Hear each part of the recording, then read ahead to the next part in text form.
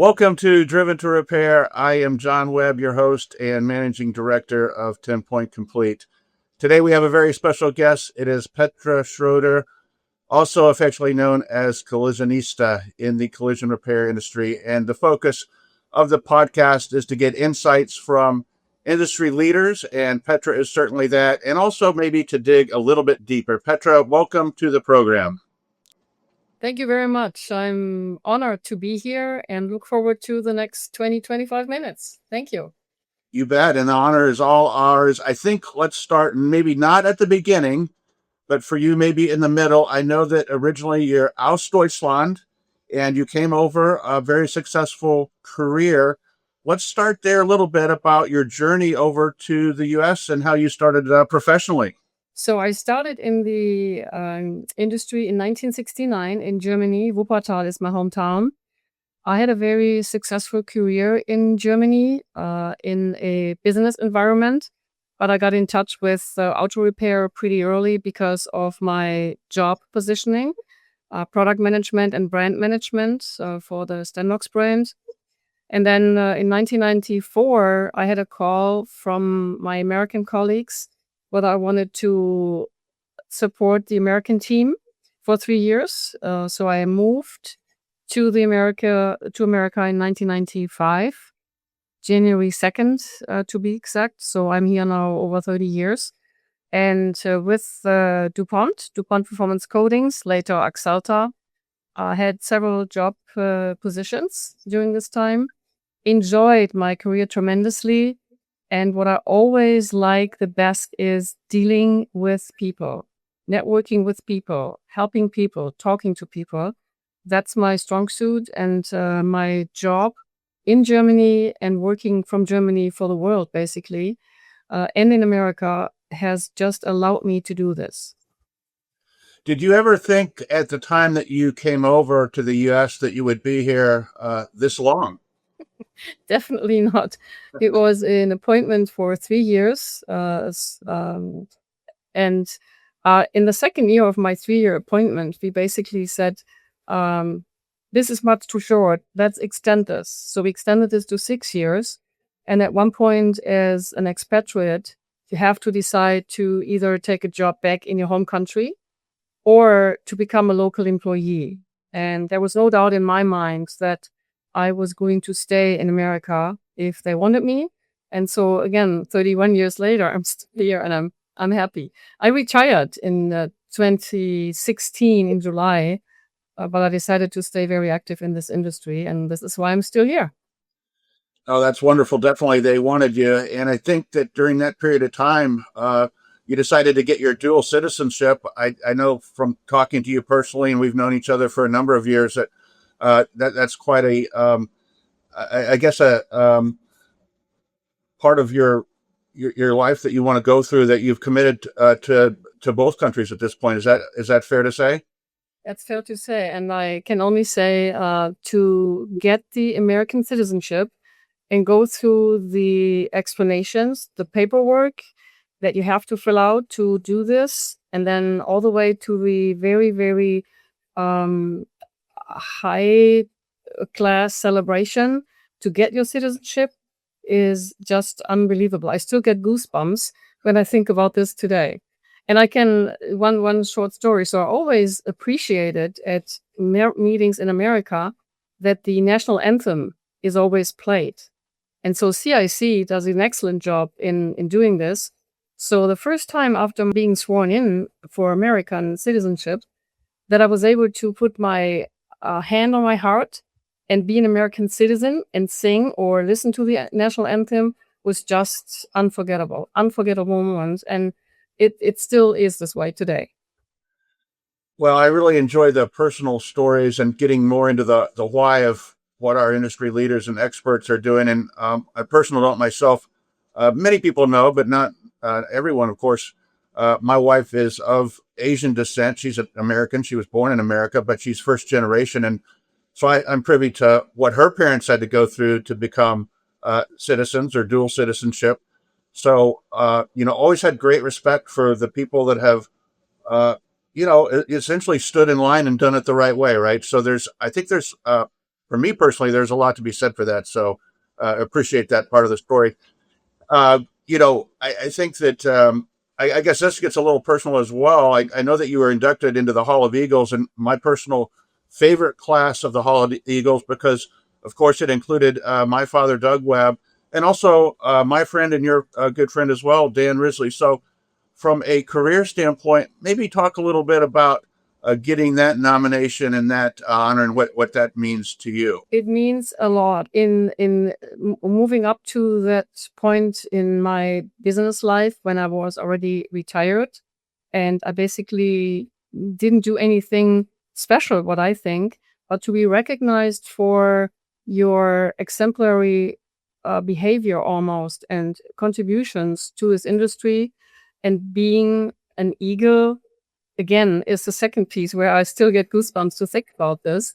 And to be this in the company with Doug, who I really, really appreciated right from the start in my American life, when I came to industry events, and Doug was always there. He was always available to greet, to be warm, to be welcoming and helping. And then Dan was extraordinary. Yeah, we've been lucky and I think that's a true blessing, right? The people that we've known and the relationships that we've developed, and I think it all comes together. And of course, your current, I guess, passion or position in recently transferred off actually the board of the CIF Collision Industry Foundation. But talk a little bit how you got involved with that. I think it was 9 years that you were on the board, right? And then talk about how you got involved with that. Was that during your career with DuPont / Exalta, or was that after that, or how did that all come about? Good question. Now you trigger my memory. If it serves me right, it was in 2011 when, at that point, Bruce Cooley, a very dear colleague and friend of mine, basically said, "You know what? I think you should be getting involved what CIF does." At this point, I did not know what CIF was, so I was able to go to open board meetings, and this was in 2011, and I think in 2013 I became a regular member trustee for the first time. And even though we have a 9-year limit on terms, for an exception, I stayed all the way to 2025. So I had 12 years on the board. It was, again, a lot of fun, a lot of changes, a lot of different knowledges that I didn't have. And I basically was able to play my passion. So it started during my business life, and I retired in 2016. But CF was always high on my list, and I'm glad that I stayed as long as I could. And now I'm still available to CIF as the administrator. Yeah, and so I think that you were the person that nominated me for a position after I volunteered for a bit there, and I really have always appreciated that. And I'll just say, whenever there's a question, we're on the board calls or we're in a meeting. If there's any a question, Petra knows the answer to it, and I'm like, how does she know that? But getting into that a little bit, maybe take us through some of the more memorable, the mission and vision of the organization, and how we actually help people, and how in the past, maybe from your recollection, some of the more memorable, I don't know if we call them cases, but they're individuals that we help in their time of need, right? Yes, and if I say there are two memorable situations, to mention them all, but I think the most memorable one was when we had somebody with a burned body in a body shop fire, and we were able to help this person with quite a bit of money. But it was not only money, staying in touch, having companies provide computers, services, training, kind of, if you call the industry will help and the industry will rally. And around this particular case, the industry really rallied. Then the wildfires in California, floodings, If you talk to people on the phone while validating and verifying their cases, and cases sounds such a bureaucratic term, but I don't know anything better right now. Right. You get to know these people a lot more on a personal level. And when they are happy that there's an organization that takes it seriously to help our own, and there's no punching numbers to get to a certain extension, there's a live person on the other end. And the trustees take turns to do the validation and verification process. And again, there are so many situations where people just say a thank you, but you can feel this thank you comes from their heart and they don't know what else to say. And others leave testimonials and are sometimes happy to record a video, which is not so often the case. It is very, very rewarding. And I'm glad to report that CIF has grown to the point where our awareness is getting bigger. And we just hope that this recording might also help to spread more awareness about CIF, that we are an organization that's there to help collision repair professionals in need when they went through a disaster. Yeah, and to that point, what are some of the opportunities available for people that might want to get involved or to contribute? I think there's obviously many ways to get involved. People can donate their time. They can become part of the organization through joining a committee. They can have different levels of contribution, either personally or from a company standpoint. Can you maybe detail some of the opportunities available to all the members of the industry? Yes, absolutely. And you were one of the best examples. I mean, we talked about this and we invited you to join a committee as a volunteer. And you obviously did a fantastic job. And then I you don't know. were elected to the board. Again, helping CIF to spread the word, kind of like and share our our social media posts, talk about CIF, bring the CIF idea to your employer, and basically try to get them interested. Maybe to become a donor, annual donor, general donor, donate printing services or event services from our Cocktails for a Cause yearly annual event. There's many, many opportunities, and that gives everyone an insight of who our CIF really is, how we work, and what you as an individual can do to help our colleagues in this industry. Yeah, and I will comment that everyone is so gracious, and Petra being the prime example right there, saying that I did a good job. I don't know that I did or not, but it really is a community of in an organization of people that support each other, and it's not only a great organization, but it's a lot of fun as well, and supporting the annual Cocktails for a Cause event fundraiser, and the I think it was Dan that actually came up with the annual donor is not that long or longest tenured program. Am I remembering that correctly? Uh, that the annual donor program is relatively new. Is that accurate? Yes, that's accurate. This program was born in 2021, and you're correct. Dan had the idea to help the organization with recurring yearly donations, so we wouldn't have to do a big fundraiser if a catastrophe happened, but we would have the funds available, and we're able to basically give out the funds immediately. Before, we have to have fundraisers to fundraise money for a specific cause. And we don't have to have this anymore. And we are grateful for the annual donors that identified this as a very big step to help us. And shout out to all of them. We appreciate you. Absolutely. So this is something I'm not quite as familiar with, and maybe I have no idea what I'm talking about. But are you also involved with some mentorship programs? And I know that one of the pain points of the industry is getting younger people involved and keeping people involved with the industry. Is there? And if I'm completely off base there, maybe just comment a little bit on what you see as the largest challenges of the industry at this particular point. Am I involved officially in these programs? My answer is no. Am I involved in mentorship? Yes. When I go to industry events, when I have a chance to talk to younger people or also more mature people, I always open the conversation by saying, connect with me, in this case on LinkedIn. If you ever need any neutral person that can listen to you, that would give you non-biased opinions, that can help you do networking, connect with my network, please do so.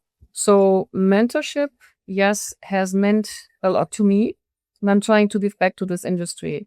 And I know in my own life, I had hundreds of mentors, because my firm belief is every time you have a conversation, I'm a mentee and I'm a mentor, even in this conversation. And so I take the mentorship very, very serious.